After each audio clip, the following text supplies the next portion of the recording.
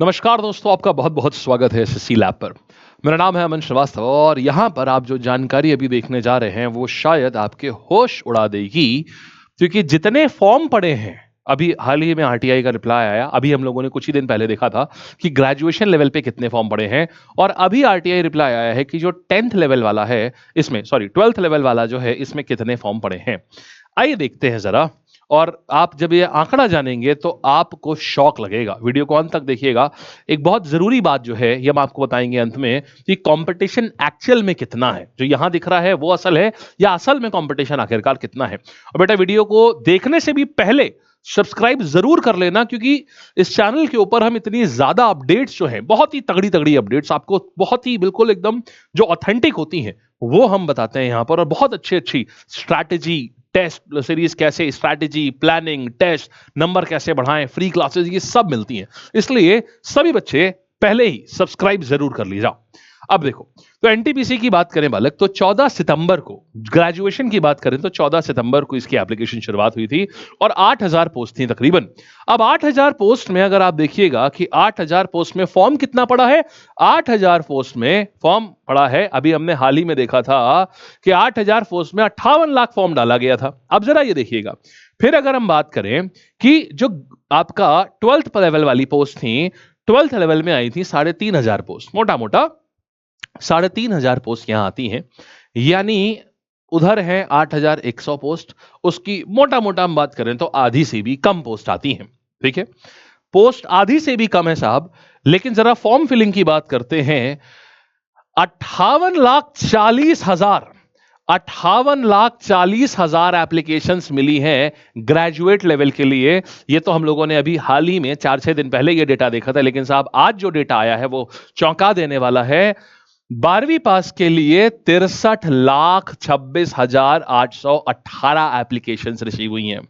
63,26,818 application receive हुई हैं। ये आरटीआई रिप्लाई आपके सामने है। यानी आप ये सोचिएगा, 58 लाख जो है ये 8,113 पोस्ट के लिए है ये। ठीक है, और उसके बाद देखिएगा 63 लाख जो है ये अगर आप देखेंगे तो ये 3445 पोस्ट के लिए, मात्र इतनी सी पोस्ट के लिए 63 लाख लोगों ने अप्लाई किया है इस एनटीपीसी परीक्षा में। सोच के देखिए जरा कंपटीशन का स्तर कितना है। अब जरा एक काम करिएगा, यहां पर अगर हम देखें, भाई बच्चा पढ़े तो पढ़े कहां, कंपटीशन, आप बेरोजगारी का आलम देखिए इस समय कि इतनी इस लेवल पे कंपटीशन।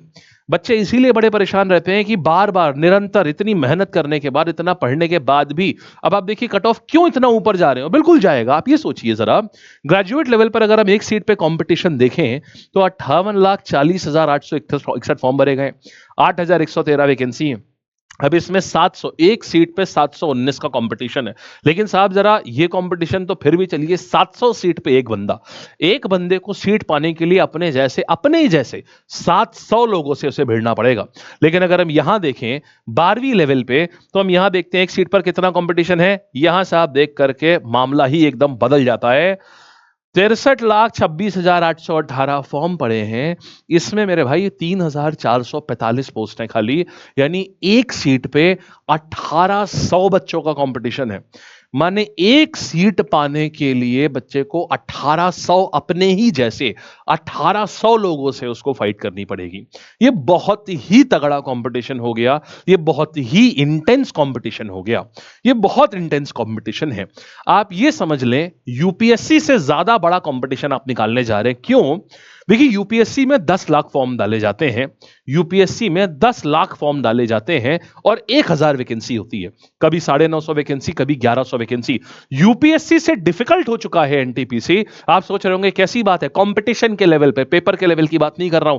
आप ये सोचिए, यूपीएससी की अगर मैं बात करूं तो 1,000 औसतन यहां पर वैकेंसी निकलती है, जिसमें औसतन 10 लाख लोग फॉर्म भरते हैं। 1,000 वैकेंसी, 10 लाख फॉर्म। यहां पर 3,000 वैकेंसी के लिए 63 लाख फॉर्म भरे गए हैं। 63 लाख, यानी यूपीएससी से दुगना डिफिकल्ट हो गया है एनटीपीसी। आप खुद सोच के देख लीजिए। अब साहब ये सोचिए, अगर 12वीं, ये क्यों हो रहा है ये भी समझिए।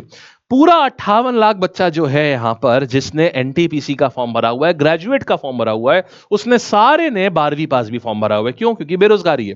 12वीं पास के लिए जो बच्चे ऐसे हैं, 12वीं की परीक्षा आखिर मेनली किनके लिए होती है? 12वीं परीक्षा इसलिए रखती है सरकार, 12th पास इसलिए रखती है कि जो बच्चे ग्रेजुएशन में हैं या जो अपना डिस्टेंस से ग्रेजुएशन कर रहे हैं, जो सिर्फ किसी तरीके से 12वीं पास कर पाए हैं, उन बच्चों को नौकरी दे दी जाए।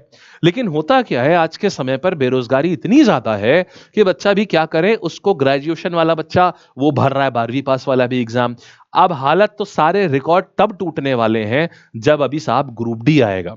आप ये सोच लें अगर कि 3000 पोस्ट के लिए अगर 63 लाख फॉर्म पड़े हैं, 3000 पोस्ट के लिए अगर 63 लाख फॉर्म पड़े हैं, यानी यूपीएससी से भी कई गुना डिफिकल्ट एग्जाम हो चुका है ये एनटीपीसी आपका 12th लेवल वाला।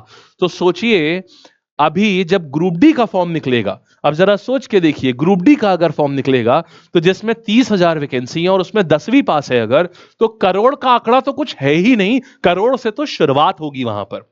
सोच के देखिए जरा कितना बड़ा, सोच के देखिए कितना बड़ा है वहां पर, कितना कम। अब आप सोच के देखिए कितना लोग होंगे, कितने लोग होंगे जो फॉर्म भरे होंगे उसका। तो अगर हम बात करें एनटीपीसी की, तो कुल मिला के 1 करोड़ 21 लाख फॉर्म भरे गए हैं। एनटीपीसी में 12th और ग्रेजुएशन मिला करके 1 करोड़ 21 लाख फॉर्म भरे गए हैं। इतने लोग इस सरकारी एग्जाम के लिए इस साल दे रहे हैं और वैकेंसी कितनी है? मात्र 8 3 11 11,500 वैकेंसी के लिए, 11,500 वैकेंसी के लिए 1 करोड़ 21 लाख लोगों ने फॉर्म भरा है। यह है रेलवे एनटीपीसी। अब सोचिए ग्रुप डी का क्या होगा जब 30,000 वैकेंसी और 10वीं वहां रखी गई है। तो कोई बड़ी बात नहीं है कि 1.5 पौने 2 करोड़ से भी ज्यादा लोग उसका फॉर्म भरे हों। तो मैं अब यहां पर क्या करना चाहिए, सरकार भी क्या करे कि देखिए यहां पर या किसके लिए भाई रोजगार या तो नौकरियां और बढ़ाई जाएं। क्योंकि आप ये सोचिए, बच्चा भी इसमें क्या होता है ना, उसका डिमोरलाइजेशन हो जाता है। वो सोचता है यार कि 1800 लोगों से मैं एक सीट के लिए फॉर्म भरूंगा, वो भी किस चीज के लिए? 12वीं पास के लिए। सैलरी कितनी मिलनी? 30,000 रुपए। अभी देखिएगा इस पे ग्रुप डी की बात करेंगे जब हम, ग्रुप डी पे देखिएगा एक सीट पे कितना कंपटीशन आता है। अगर हम बात करें तो मतलब जाहिर सी बात है 10th लेवल का अभी हाल ही में देखिए आरटीआई, उसके लिए भी हमने फाइल करी है, जल्दी ही उसका भी रिप्लाई आएगा।